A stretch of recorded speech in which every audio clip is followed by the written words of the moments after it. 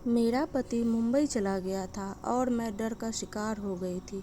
जैसे जैसे वक्त करीब आ रहा था, मेरा दिल धड़कता जा रहा था। मैं हर समय यही प्रार्थना करती रहती कि इस बार मुझे बेटा मिल जाए। मेरे घर में एक और बेटी आने का मतलब था बाकी की 6 बेटियों से हाथ धोना। मैं नन्ही सी जान को किसी भी तरह मौत के घाट नहीं उतार सकती थी। समय पूरा हुआ और मैं भगवान से प्रार्थना करती हॉस्पिटल आ गई। मुझे इस बार बेटा ही चाहिए था, मगर शायद भगवान को कुछ और ही मंजूर था। एक बार फिर मैंने बेटी को जन्म दिया था। पति का बार बार आता फ़ोन मैं काट दे रही थी। उसे क्या बताती कि आप 7वीं बार बेटी के बाप बन गए हो। मेरे लिए बिल्कुल भी आसान नहीं था। अब मैं दिल पर पत्थर रखकर फैसला कर चुकी थी। मैं इस बेटी को अपने साथ लेकर नहीं जाऊंगी। मैं इस मासूम बच्ची को मारने का भी नहीं सोच सकती थी और ना ही इसे जिंदा दफन कर सकती थी। मुझे कोई बीच का रास्ता निकालना था और ये काम मेरे लिए दुनिया का सबसे मुश्किल काम था। मैं हॉस्पिटल से बाहर निकली तो बाहर वही बूढ़ी औरत बैठी हुई थी। न जाने उस वक्त दिमाग में मैंने क्या सोचा और उस गरीब औरत को अपने साथ ले लिया और हॉस्पिटल से अलग हटकर दूसरी जगह चली गई।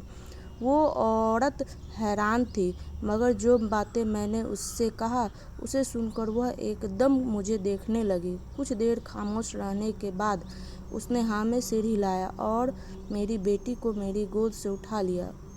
मेरा दिल उस वक्त टुकड़ों में बट गया था। एक माँ के लिए अपने बच्चों को खुद से जुदा करना बिल्कुल आसान नहीं होता। मैं दिल पर पत्थर रखकर घर की तरफ वापस आ गई। घर पहुंचकर पति का फ़ोन वापस आया। शायद वो मेरे जवाब का इंतज़ार कर रहा था।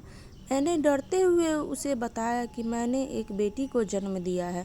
राकेश उसके जवाब में कुछ नहीं बोला और कुछ देर बाद फ़ोन कट चुका था। वक्त गुजरता गया और राकेश को मुंबई गए हुए 4 साल बीत गए। इस बीच न ही गांव आए और ना ही मेरे से बात करने की कोशिश की। हर महीने पैसे ज़रूर भिजवा दिया करते, जिससे मेरा और मेरी बेटियों का गुजारा हो जाया करता था। मुझे दोबारा वो गरीब औरत कहीं नज़र नहीं आई थी। मेरी और 6 बेटियां मेरे पास थीं, मगर मुझे रह रह के उस बच्ची की याद सताती थी, जिसे मैंने 4 साल पहले उस गरीब औरत को दिया था। अब तो लोग तरह तरह की बातें करने लगे थे। कुछ का कहना था कि राकेश मुंबई में किसी लड़की से शादी कर लिया है और मेरे एक रिश्तेदार बता रहे थे कि राकेश की दूसरी पत्नी से बेटा पैदा हुआ है। इन लोगों की बातें मुझे परेशान कर रही थी। मैं जब भी अपने पति को फ़ोन करती, वो मेरा फ़ोन नहीं उठाते थे। अब तो उन्होंने पैसा भेजना भी बंद कर दिया था। अब भीख मांगने की नौबत आ चुकी थी। जब घर में पूरे खाने पीने की चीज़ें ख़त्म हो गई थीं, तो मैंने खुद काम करने का फ़ैसला किया। जहाँ भी काम करने जाती तो लोग मेरा मजाक उड़ाते कि पति मुंबई में लाखों कमा रहा है और पत्नी घरों में नौकरी ढूंढ रही है। पति का इंतजार करते 20 साल बीत गए। मैंने अपनी 4 बेटियों की शादी कर दी थी। 20 सालों में मैंने दूसरे के घरों में झाड़ू पोछा करके अपने बच्चियों को बड़ा किया था, जबकि पति ने इस दौरान एक बार भी पलटकर नहीं देखा था। गुरुवार का दिन था और मैं बृहस्पति भगवान की पूजा कर रही थी। अचानक दरवाजे पर दस्तक हुई। जब मैंने दरवाज़ा खोला तो एक पल के लिए सदमे में चली गई। मेरे पति राकेश 20 साल बाद मेरे सामने खड़े थे। मुझे देखकर हल्का सा मुस्कुराया और अंदर आ गए।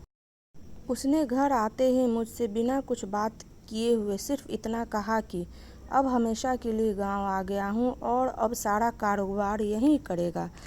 मुझे तो हैरत तब हुई जब उसने कहा कि वो पिछले 6 महीने से यहीं गांव में ही था। मैं खामोशी से उसकी बातें सुन रही थी। वो अपना कपड़ा बैग से निकालकर फ्रेश होने चला गया था। 20 सालों में मुझे राकेश के बिना जीने की आदत हो चुकी थी, मगर तकलीफ तो तब हुई जब उसने आकर अपनी बेटियों के बारे में एक बार भी नहीं पूछा और ना ही उसने ये पूछा कि इन 20 सालों में मैंने कैसे अपना और अपनी बेटियों का पेट भरा। शायद यहाँ भी मुझे सब्र ही करना था। राकेश बाहर निकला और कुछ ऐसा शब्द बोला, उसे सुनकर मेरी सांसें रुक ही गई थी। वो कहने लगा कि गांव में ही एक लड़की को पसंद कर चुका हूँ। उसका नाम काजल है और 2 दिन बाद वो काजल के साथ शादी करने वाला है। वह मुझे बताकर दोबारा घर से बाहर जा चुका था। मैं उसे जाते देख रही थी। क्या कोई इस हद तक भी लापरवाह हो सकता है? उसकी बेटियां उसके प्यार के लिए तरस रही थीं, मगर उसे कोई परवाह नहीं थी। शादी का दिन आ चुका था। घर को दुल्हन की तरह सजा दिया गया था। मेरी बेटियां खामोशी से छुपकर एक कमरे में बैठ गई थीं। उन्हें इस शादी में कोई दिलचस्पी नहीं थी। राकेश बहुत खुश था। मुझे बताने लगा कि काजल अपनी माँ के साथ यहीं आ रही है, यहीं पर उसकी शादी होगी और फिर मैं काजल के साथ कुछ ही दिनों में वापस मुंबई चला जाऊंगा। मेरा सब्र का घूंट खत्म हो चुका था, लेकिन मेरा चुप ही रहना मेरा बेहतरीन जवाब था। मैं खामोशी से सर झुकाकर जब उसके कमरे में गई, तब काजल मेरे सामने ही बैठी थी, जिससे राकेश की शादी होने वाली थी। उसे देखकर मेरे पैरों तले जमीन खिसक गई। उस लड़की की उम्र 15-16 साल रही होगी। वो मुझे अपनी नज़रों से बार बार देख रही थी, जबकि वहीं दूसरी तरफ मेरा पति उसकी माँ को पैसा पकड़ाता हुआ न जाने क्या बात कर रहा था। पैसों की भीड़ में आज एक औरत को मासूम लड़की का चेहरा नहीं दिख रहा था। तभी राकेश का मोबाइल बजा और वह खामोशी से बाहर निकल आया। मैंने जब उस लड़की की माँ को देखा तो मुझे लगा कि मैं इन्हें पहले भी कहीं देख चुका हूँ, मगर कहाँ, यह याद नहीं आ रहा था। वह औरत भी बार बार मुझे ही घूर रही थी। मैं जल्दी से कमरे से बाहर निकलकर आ गई और अपने दिमाग पर जोर देने लगी। पंडित आ चुके थे। तभी मेरे दिमाग में ख्याल आया और मेरे होश उड़ गए। यह कैसी मुसीबतें टूटने वाली थी। मेरा शरीर सुन्न होने लगा था। तब मैं बाहर निकली और काजल की माँ से पूछने लगी, तुम वही औरत हो ना जिसको मैंने बेटी दी थी? मेरी बात को सुनकर वह औरत हक्का बक्का हो गई और बोली, हाँ, मैं वही हूँ।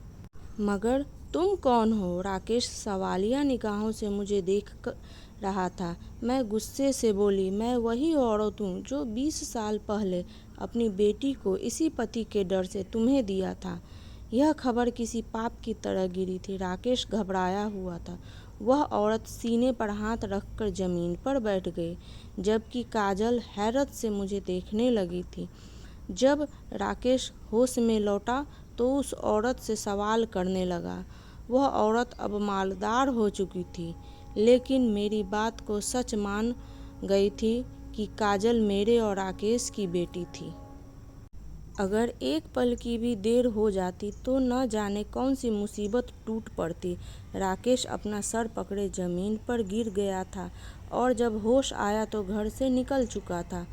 उसको बेटियों से नफरत थी, मगर जो पाप करने जा रहा था वो बहुत बड़ा था। काजल जमीन पर बैठी रो रही थी और मैं उसे बेबसी से रोता देख सीने से लगाकर रो रही थी। राकेश को घर से गए काफ़ी देर हो चुका था। 4 दिन गुजर गए और दरवाजे पर एक एम्बुलेंस आई, जिससे राकेश को उतार कर लाया गया। उसका 4 दिन पहले एक्सीडेंट हो चुका था। उसका एक पैर टूट चुका था। उसकी जुबान कट चुकी थी। अब वो बोल नहीं सकता था। जैसा भी था, मेरी बेटियों का बाप था। बेटियां कहाँ अपने बाप को तकलीफ में देख सकती हैं। जब जब मेरी बेटी राकेश की सेवा करती, वो नज़र झुकाकर रोने लगता था। काजल से उसने दोबारा कभी नज़र नहीं मिलाया था और ना ही काजल कभी राकेश के सामने जाना पसंद करती। कुछ दिन बाद राकेश अपनी धन दौलत, ज़मीन जायदाद बेटियों के नाम कर दिया था। अब वो बेटियों से प्यार करने लगा था और मुझे भी। अब हम सब साथ साथ खुशी खुशी रहने लगे थे। उम्मीद करती हूँ आप लोगों को यह कहानी अच्छी लगी होगी। धन्यवाद।